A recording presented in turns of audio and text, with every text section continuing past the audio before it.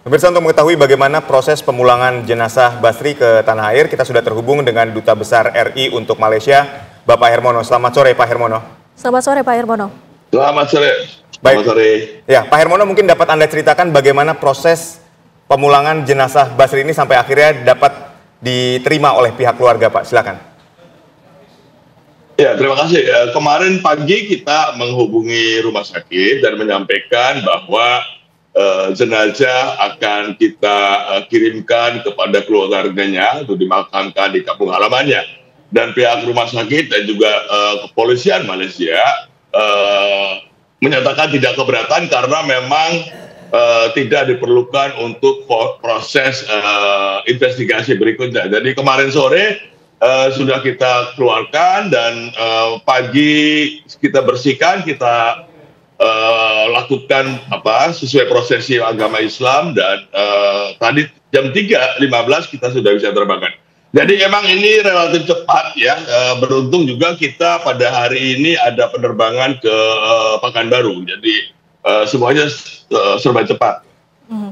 Apakah ada kendala, Pak, dalam proses pemulangan tadi?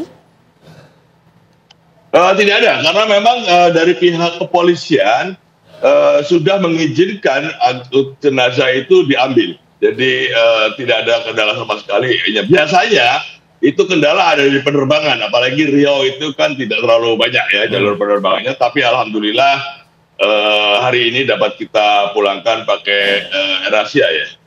Baik, Pak Hermono, apakah sejauh ini pemerintah Malaysia ini bersikap kooperatif dalam pengungkapan kasus penembakan terhadap WNI kita atau pekerja migran Indonesia?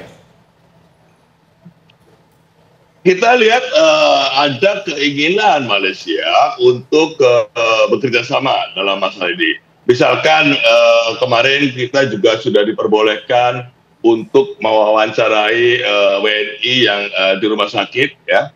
Dan dari situ kita juga sudah dapatkan mengenai versi apa yang terjadi dari pandangan para PMI yang ternyata sama sekali berbeda dengan versi yang disampaikan oleh pihak Malaysia ya, saat pertama itu. Jadi di sini kelihatan ada dua versi apa yang sebetulnya terjadi, dan ini yang sekarang saya kira menjadi persoalan adalah untuk memverifikasi atau menentukan siapa sebetulnya yang cerita yang mana ya betul, apa yang versi polisi atau yang versi masyarakat. Jadi ini yang kita sedang mendiskusikan dengan pihak Malaysia bagaimana kita mencari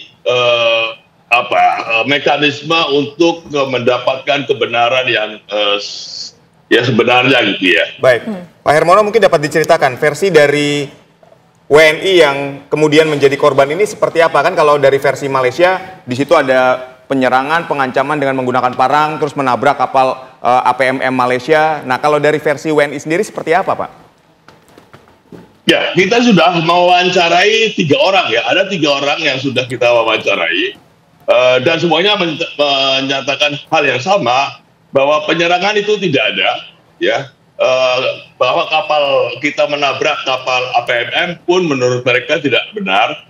Memang di kapal itu ada sebuah parang gitu ya, tetapi menurut mereka itu sama sekali tidak digunakan. Ya, mereka menyatakan tidak melakukan perlawanan apapun.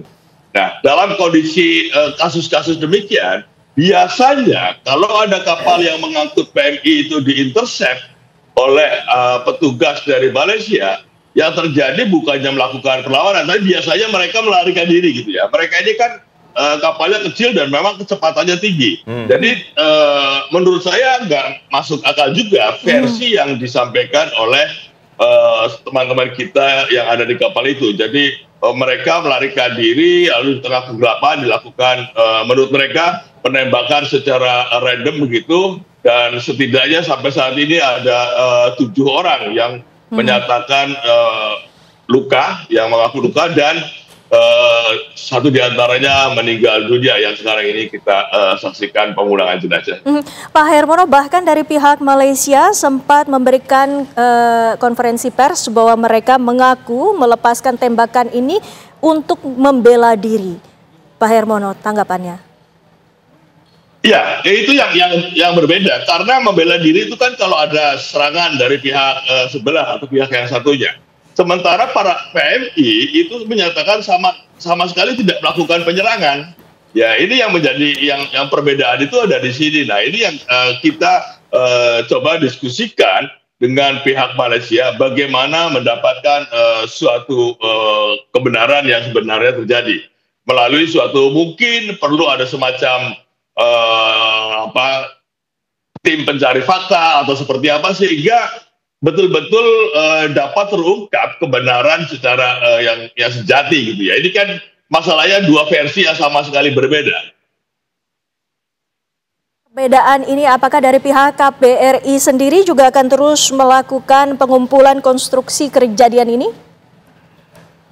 Iya, kita tadi pukul 2 waktu Kuala Lumpur juga ada seorang WNI yang salah satu penumpang dari kapal yang menurut dia juga kena tembak tetapi lukanya tidak serius dan minta untuk didampingi oleh KBRI mendapatkan pengobatan. Nah, ini juga tentu akan menjadi informasi yang kita perlukan. Tetapi sejauh yang selama ini yang 3 yang sudah kita wawancarai, 3-nya secara konsisten dan runtut menyatakan apa yang sebenarnya terjadi. Jadi saya kira sekarang ini adalah menurut kita belum tahu, belum kita sampaikan kepada pihak Malaysia.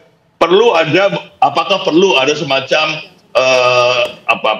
verifikasi atau mungkin semacam internal proses di tubuh APMM untuk melihat secara apa yang sebenarnya terjadi gitu. Ini kan persoalannya versinya ini yang sangat sama sekali berbeda. Baik, apakah upaya yang dilakukan oleh pemerintah ini sudah tepat? Nanti kita akan bahas bersama Mbak Dina Prapto, tapi usai jeda tetaplah di Kabar Petang.